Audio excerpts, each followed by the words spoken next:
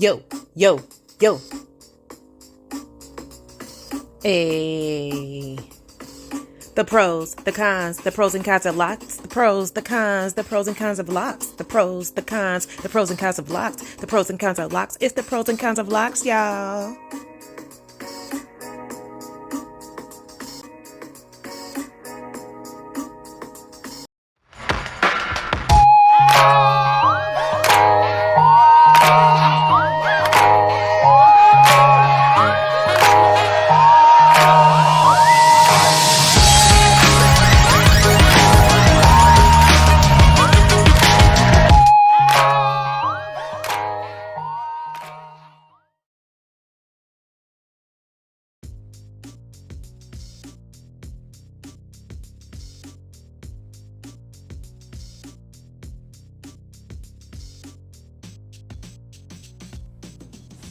Greetings, my Loc Kings and Queens.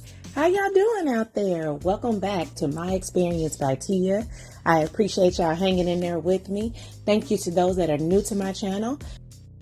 Thank you so much for tuning in.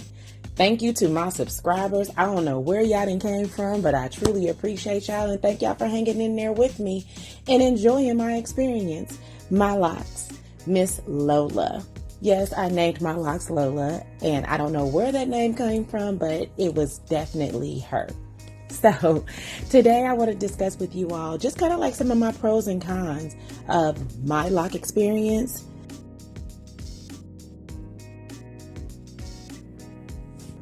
In this video, I will be referring to Locs as Locs. That's just my preference. You can look forward to a video that I have where I will be discussing the titles and the names of what we experience and call Locs, dreadlocks, or just dreads. Now, please note, everyone, I am not a loctician or a hairstylist of any sort, and so this is just based off of Tia's experience. Now, starting Locs is an important and memorable moment for many people, but it can also cause concern and worry.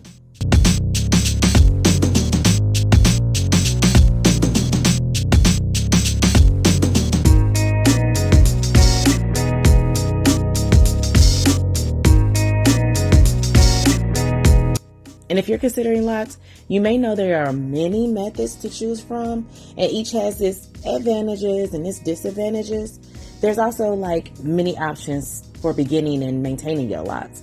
I want to clear up the air and let it be known that any hair texture can form Locs with time, patience, and proper care. Again, any hair texture can form Locs. Please know, you don't comb your hair and brush through it on a daily basis, combing through it, it's going to lock up. So the less maintenance, the quicker it will lock up. As far as for the level of maintenance and the cost, that may vary based off of which type of Loc you actually choose. The cost and time also makes a considerable difference when you make a final decision.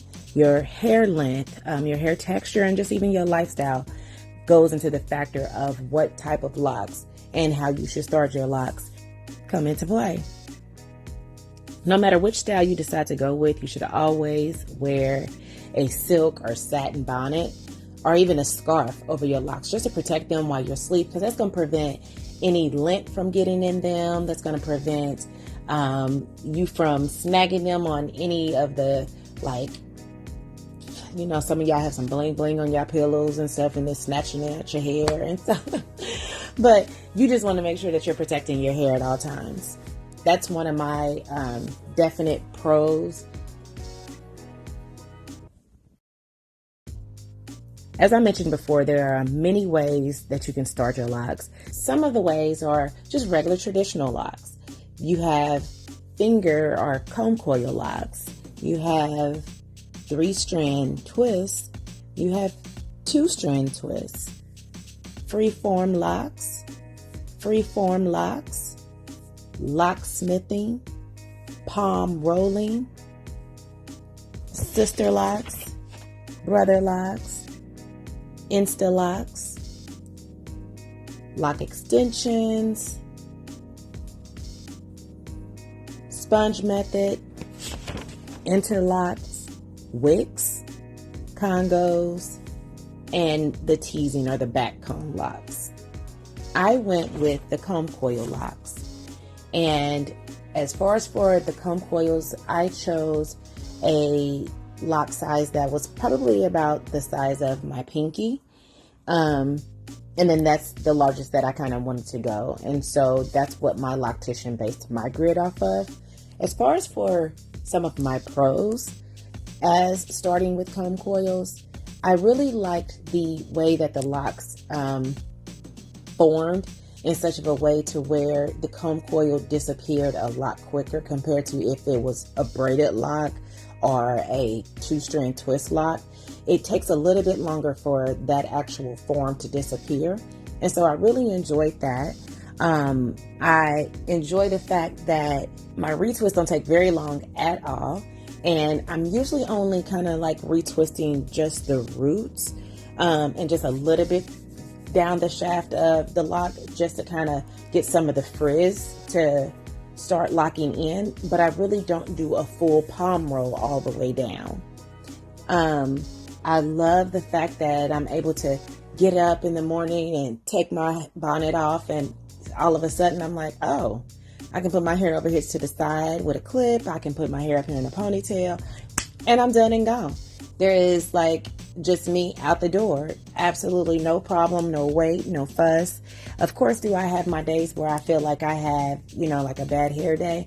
Yes, but those are very few and far in between.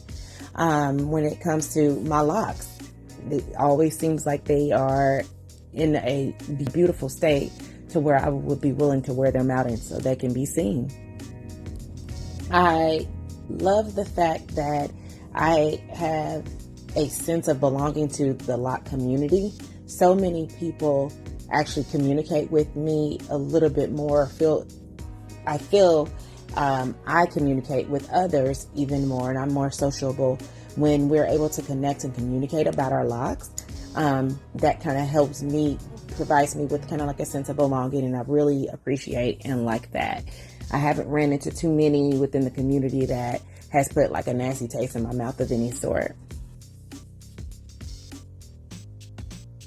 As for some of my cons, I will say that at the very beginning, the frizz is very real. Like I see that on so many other YouTube videos or other documentations that I've read through, but it's so different to actually experience it yourself.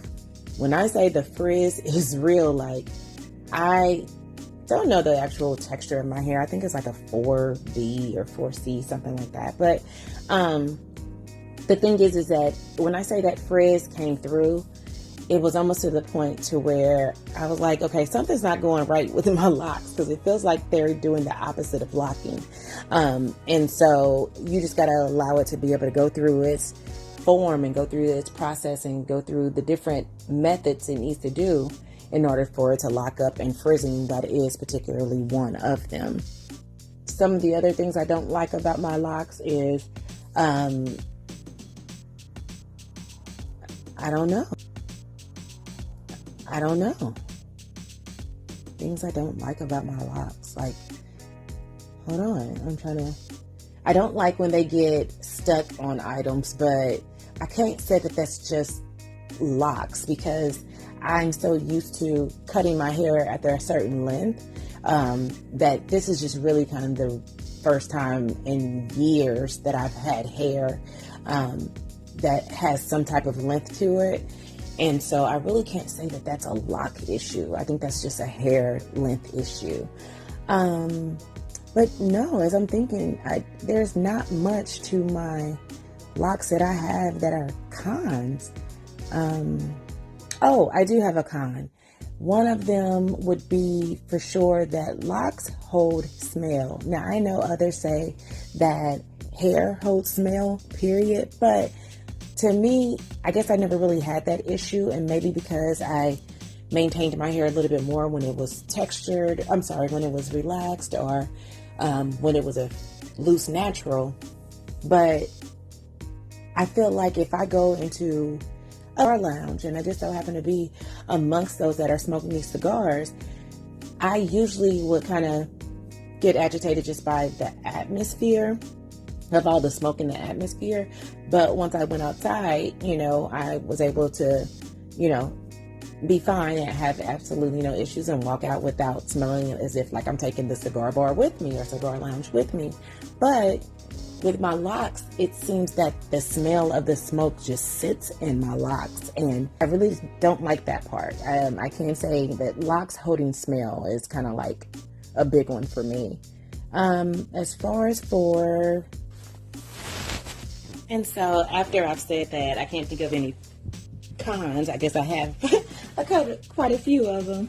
So another one of my possible cons is these bad boys are heavy. They can get quite heavy when they are wet.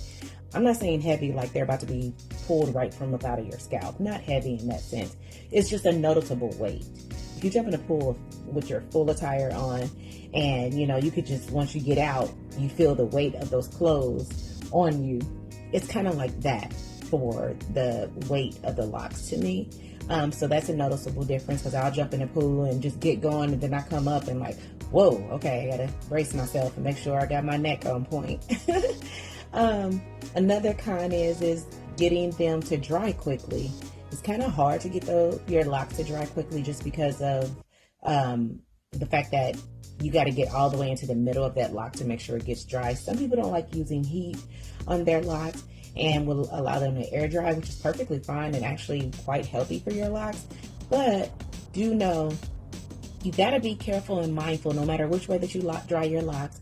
A lot of individuals would use a cotton t-shirt instead of a towel to dry their Locs.